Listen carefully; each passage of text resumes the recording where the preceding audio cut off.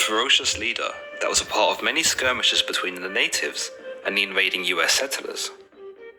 He was born sometime between 1840 and 1845 to the Lakota division of the Sioux tribe. There are some who say that this pronunciation is wrong and that it is pronounced Sioux, though some argue that Sioux was the way the US settlers would pronounce it and that they would continue to use it knowing full well it offended the natives. Anyway, Crazy Horse's father was also known as Crazy Horse, while his mother was known as Rattling Blanket Woman. She would give him the nickname Curly on the account that he had curly hair. Unfortunately though, his mother would die when he was very young. Crazy Horse would mature quickly as the result of the loss of his mother, and his father was so impressed with him that he would give him his own name. As a young boy though, Crazy Horse stood out because of his fair skin, giving him an appearance that was noticeably different from the other boys of his age. Some say that it was these physical differences that would shape his mindset and personality, for even amongst his own people, he would be made something of a loner. The people of Lakota would possess the largest domain of land that ran from the Missouri River all the way to the Big Horn Mountains in the west. It made for quite an attractive spot for the invading white settlers, but by the point of 1840, the Lakota still hadn't had any bother from them. In fact, the Lakota were actually at the pinnacle of their power. A decade later though, in 1850, life for the Lakota would begin to change dramatically. The invaders who were in search of gold and a new life would begin to compete with the natives for resources, thus creating tension. Military forts were even constructed on the land and would serve to accommodate even more settlers to increase their own numbers. It wasn't until 1854 did these tensions come to a climax and would forever be known as the Grattan Massacre. It all started when a group of settlers led by Lieutenant John Grattan entered a native Sioux camp to take a native prisoner who had killed one of their cows. The chief known as Conquering Bear refused to give in to their demands, and thus, a skirmish ensued. One white soldier shot and killed Conquering Bear, and so the camp's warriors retaliated and killed Grattan, as well as the 30 men he had brought with him. It was this event that many consider to be the conflict that kicked off the First Sioux War between the United States and the Lakota. For the still young Crazy Horse, it would be the beginning of a long road of distrust towards the white settlers. As the conflicts escalated between the Lakota and the US, Crazy Horse would find himself in the center of many battles. One that sticks out the most is when Crazy Horse led an attack on Captain William J. Fetterman and his brigade of 80 men. It would be known as the Fetterman Massacre and proved to be a huge embarrassment for the US, who were overrun by the native force of over 1,000 men. In 1868, a peace treaty was signed which guaranteed the Lakota important parts of land, including the Black Hills Territory, which was considered a highly sought-after bit of land. But despite this treaty, Crazy Horse still continued his fight. Crazy Horse possessed something of a mystical ability to avoid injury or death on the battlefield. He would develop a reputation of being relentless with his white nemesis, showing them no mercy during the brutalities. The people of Lakota would continue to change in the wake of the settlers who arrived. The only thing Crazy Horse wanted was for life to return to as it once was when he was a child, but the hope of that happening was dwindling fast. When gold was discovered in the Black Hills, an area that was legally possessed by the natives, the US government encouraged explorers to enter the territory and ordered the Lakota into reservations. Crazy Horse and the now chief, Sitting Bull, refused. On June 17, 1876, Crazy Horse led a force of over 1,200 Oglala and Cheyenne warriors against General George Crook and his brigade, successfully turning back the soldiers as they attempted to advance towards Sitting Bull's base on the Little Big Horn River. A week later, Crazy Horse and Sitting Bull teamed up to destroy Lieutenant Colonel George Armstrong Custer and his esteemed 7th Cavalry at the Battle of Little Bighorn. It is considered to be one of the greatest victories that the Native American settlers scored over the US troops. But following the defeat of Custer, the US were out for blood and struck back against the Lakota with fury.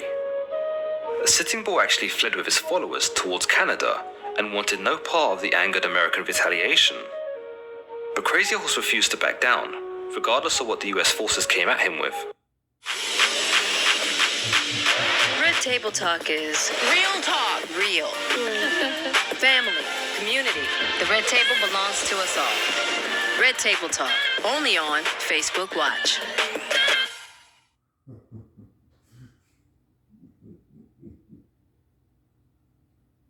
Dear road rivals, charging extra for safety is where we part ways. See, I ride with standard Toyota Safety Sense. On my road, no one pays extra for peace of mind. Yours, Highlander. Toyota, let's go places. Yeah.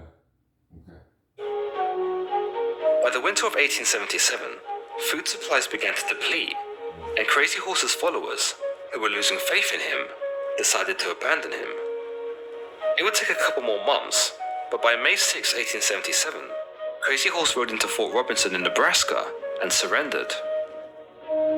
He would be bound to the reservation as the US forces took to the Black Hills in search of gold. But Crazy Horse would defy the orders to remain on the reservation in order to put his sick wife into the care of his parents. He would be arrested for the crime of leaving the reservation and was subsequently returned to Fort Robinson. However, it's said that a struggle broke loose with the officers there, and whether accidental or not, Crazy Horse took a bayonet wound to the kidneys. He died as a result of the wound, though in his dying moments, he refused to lay in the settlers' beds and chose to die on the floor instead. His body was eventually reclaimed by his elderly parents, who would go on to bury the body at an undisclosed location. His final resting place remains unknown. There are quite a few colourful tales from the life of Crazy Horse, one in particular where he tried to date the love of his life, a woman named Black Buffalo Woman. However, she was married to another man named No Water, conveniently named on the account that he was said to always be drunk. During this love triangle, Crazy Horse was able to convince Black Buffalo Woman to run away with him, but No Water was quick to find out and went after the pair of them with a pistol in hand.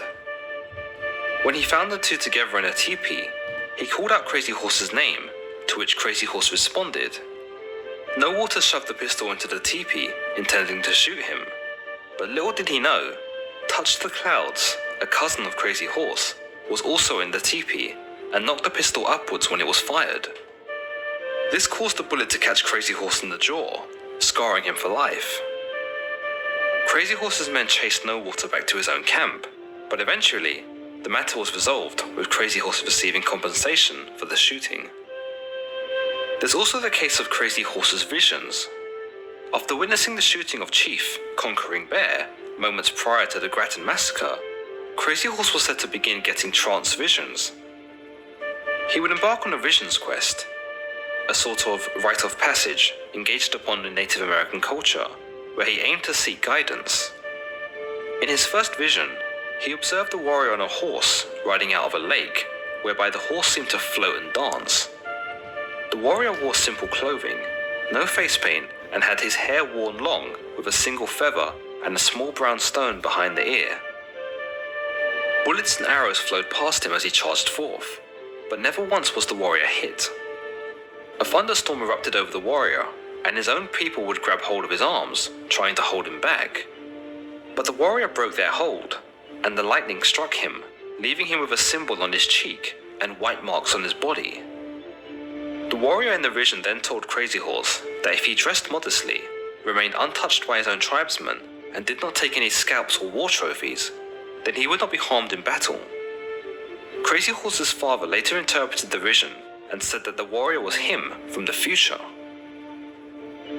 As a result of this, Crazy Horse began using white war paint to mimic the marks of the warrior he'd seen in the vision.